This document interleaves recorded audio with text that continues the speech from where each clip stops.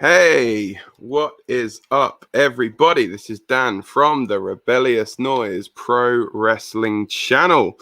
Sorry, I'm just having a little bit of an audio issue at the moment, but what is up, everybody? As I said, this is Dan from the Rebellious Noise Pro Wrestling channel. I am here for the final time on Lay The SmackDan. That's right, guys. This is going to be the final edition of Lay The SmackDan. I'll get to it a little bit more later on in the show, in the closing section. But yeah, this episode of SmackDown, it kicked off with John Cena coming out and calling Roman Reigns out for a match at Summerslam, basically saying he has been the man that they call and is the only man that they can get to chin check that lifeless egomaniac Roman Reigns. His words, not mine. But yeah, basically he said that he is the only person that can obviously come out and beat Roman Reigns for the title, essentially. He was then interrupted by Paul Heyman, who essentially said to him that Roman Reigns would give him an answer on his time, not on John Cena's time, but on Roman Reigns' time. So we then get the in-ring return of Finn Balor. Balor taking on Sami Zayn. Obviously, this was seemingly set up last week. And seemingly, as I say, set up last week with Balor and Zayn, and yeah, it seemed like it was pretty good match, as you would expect from these two guys. Obviously, Finn Balor and Sami Zayn, both incredibly talented athletes, and yeah, I think everyone was obviously expecting this match to be an absolute banger, and indeed it was. We obviously saw Finn Balor beat Sami Zayn with the coup de grace, and it wasn't going to be the last that we see of Finn Balor on this show, because obviously we will get to it a little bit later on what else Balor did on this show. Then we move on to a promo segment, actually, with Big E. So he's cutting a promo about winning Money in the Bank. There's a load of "you deserve it" chants. And basically he was saying it's about, he was hurled through the air, jumping off ladders. He's like, look, that's something I have no business doing. Climb the ladder for the final time. And then he gets interrupted by Apollo Crews and Commander Aziz. Now, Crews was essentially taking the mic, saying to him, well, congratulations, yeah, you won. But what did you win? You won a contract. Not an actual championship, but a contract. He's like, unlike what I did when we were at WrestleMania. And then obviously he gets interrupted then by Robert Roode and Dolph Ziggler, the Dirty Dogs.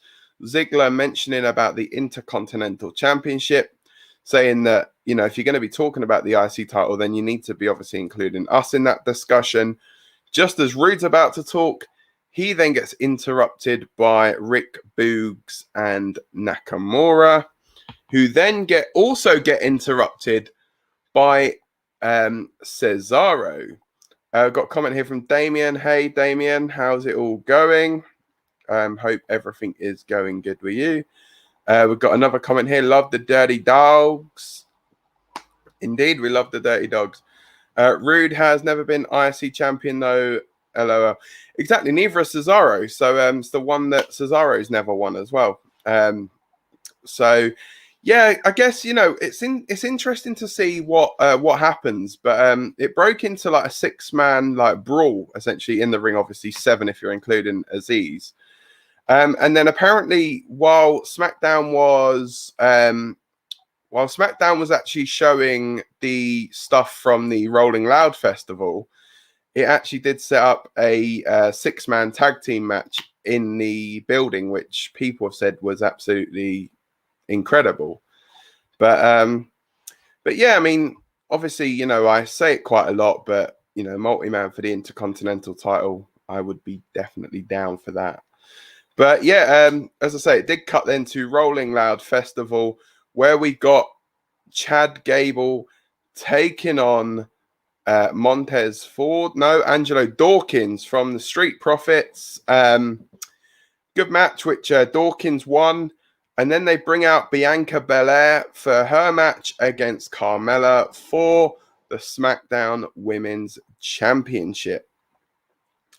Obviously, this was quite a convincing victory for the champion, retaining her championship over Carmella. And yeah, I think, it was Bianca obviously retaining it with a KOD. The crowd didn't really seem into any of this stuff at all. You go into a music festival, it's like, how many of them are actually going to like wrestling? It's that balance, isn't it? We've got the stage in Miami looks good. That's cool.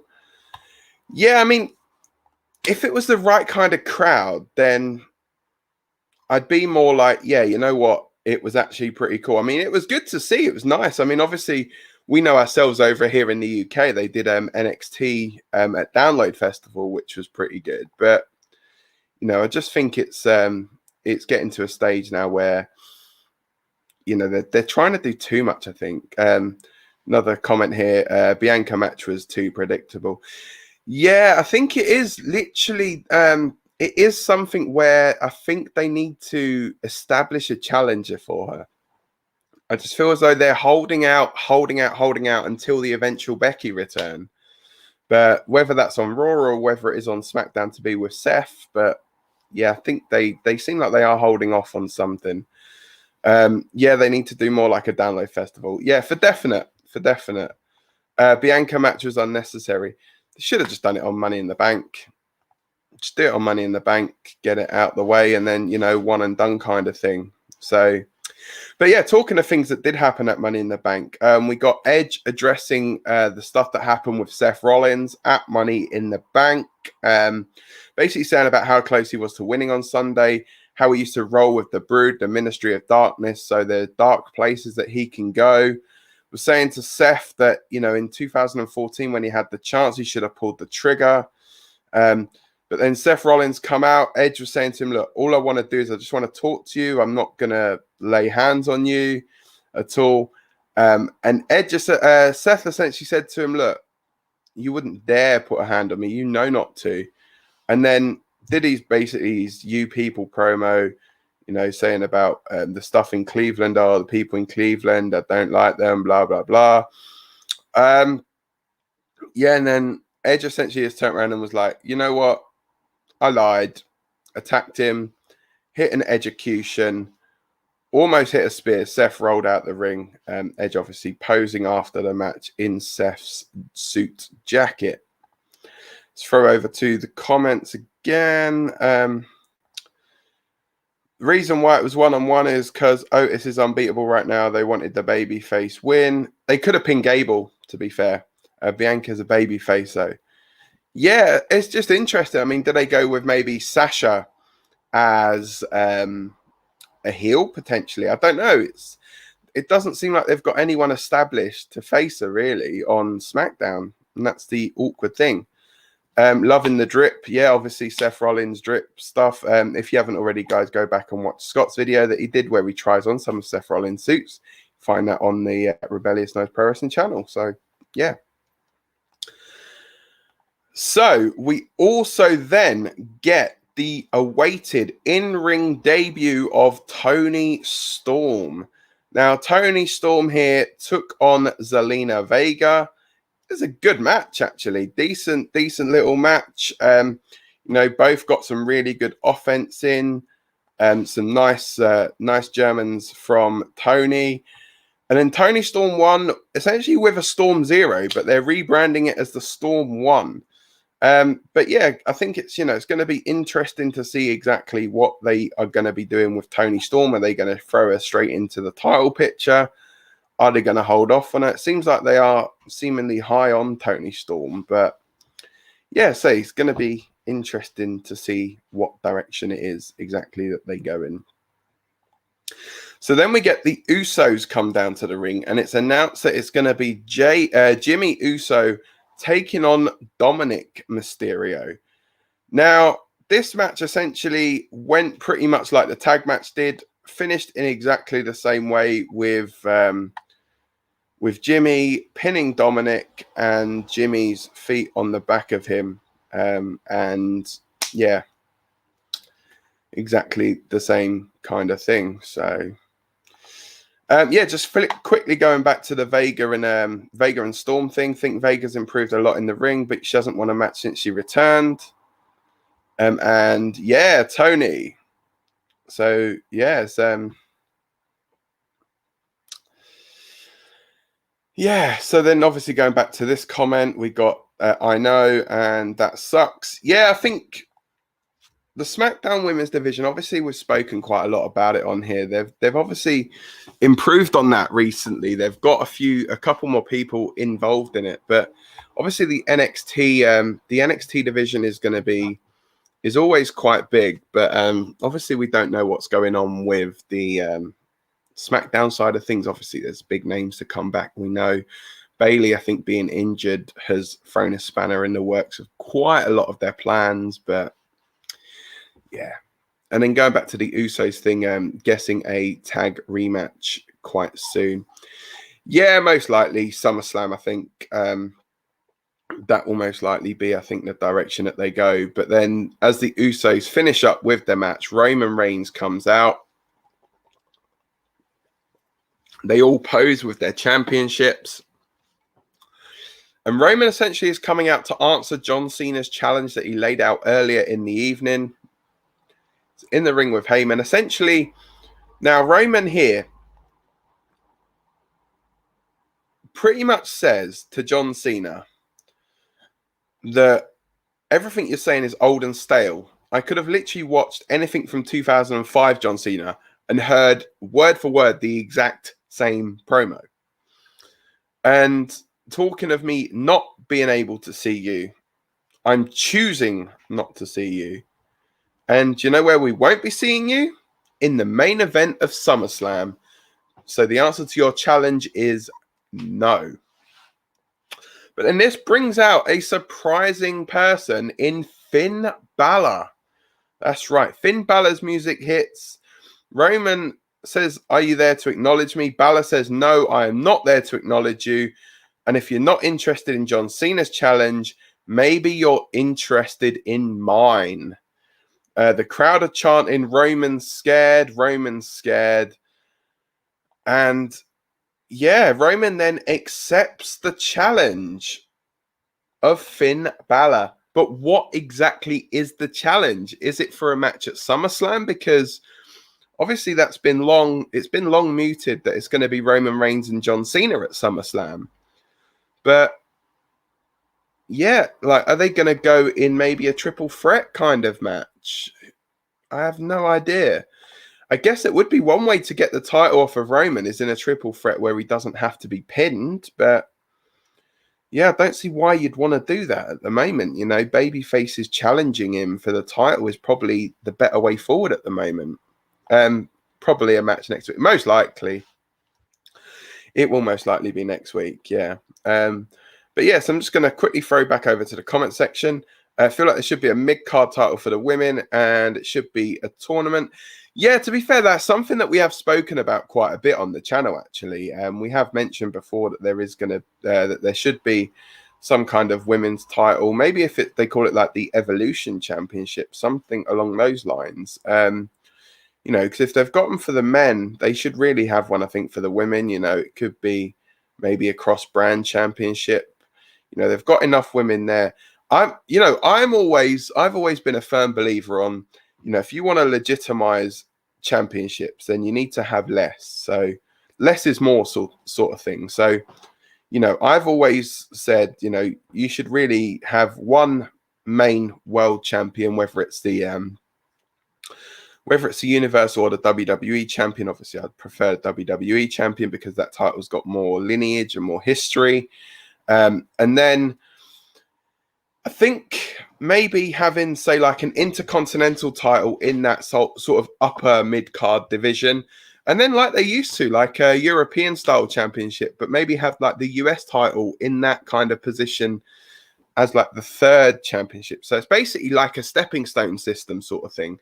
So you'd have, say, like you win the US title, then you would then the next step up would be the Intercontinental, and then the next step up from there would be the main championship. You know, and I've always said like one set of tag titles going across both brands is the way forward as well. But yeah, definitely with the women's thing, you know, they've got the 2 belts at the moment. You know, you've got a set of women's tag belts, you've got a Raw and a SmackDown Women's Championship. Just have one women's champion to solidify, you know, this is the top man, this is the top woman sort of thing. And then you could also go in the direction of, okay, you've got one man, you've got one woman as the main people, and then you've got somebody that, you know, could kind of step up. So you've got something else for the women to fight over, some, you know, rather than just, oh, we're friends this week, we're not friends that week. And then we've got Lucas in here. I agree, Damien, they should have a women's show. That would be cool. Yeah, you know, a women's show as well would be the way forward. But I think the reason they won't go in that direction is I think Vince is scared that it's going to outdraw his main shows. You know, I think he's frightened that it may do better than Raw and SmackDown. You know, can you imagine they put a women's product out, the women's show is watched by like loads and loads of people, and then Raw and SmackDown are just dropping in ratings. He would cut it just like that. He'd cut it so quick. But yeah, I mean, I think, you know, getting less titles and making them mean more, I think would be a better way forward. And I guess, yeah, giving the women some more stuff to fight over would be good. I mean, you look at the men's division, they can run different storylines concurrently, but they don't seem like they can do the same in the women's division. They've always seemed like they're fighting, you know, over, oh, who's friends with this one? Who's stolen their hair dye this week? Who's, you know, yeah, I just don't see what the big thing is about them not doing stuff with the women. But let's have a look. To be fair, although there's 5 women's belts in the company, and well, it wouldn't do better than the men, sadly, but it would be a good following like what NXT has. Yeah, and like we said on NXT, there was, I think, at last count, 25 women on the NXT roster. So NXT could definitely do with having a mid-card women's championship for sure. But you think, obviously, there's 5 championships, yes, or six. NXT UK women's title, NXT women's tag, Raw, SmackDown, and WWE women's tag. So 6 belts, essentially, where, you know, you could even cut that down to everything. Let's have a quick look here. Who's the favorite? Forgot NXT UK. Yeah, most people do, to be fair, mate. You know, no disrespect to the guys down there, but talking of NXT UK and women's champions, former NXT UK women's champion Kaylee Ray recently sat down with Scott. So go back and check that interview out if you haven't already as well. That was a really good interview that he did there, and you know, Kaylee Ray was super lovely.